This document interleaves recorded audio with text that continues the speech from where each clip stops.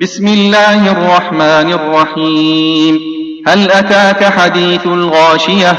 وجوه يومئذ خاشعة عاملة ناصبة تصلى نارا حامية تسقى من عين آنية ليس لهم طعام إلا من ضريع لا يسمن ولا يغني من جوع.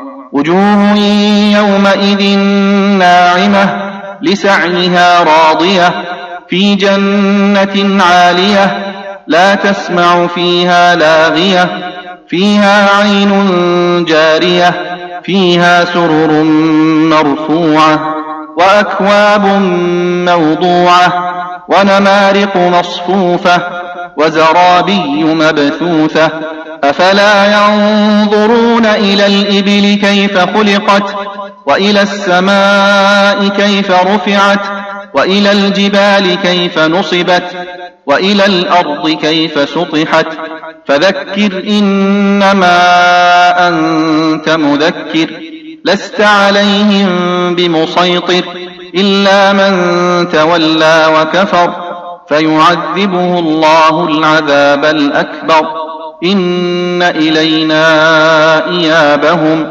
ثم إن علينا حسابهم.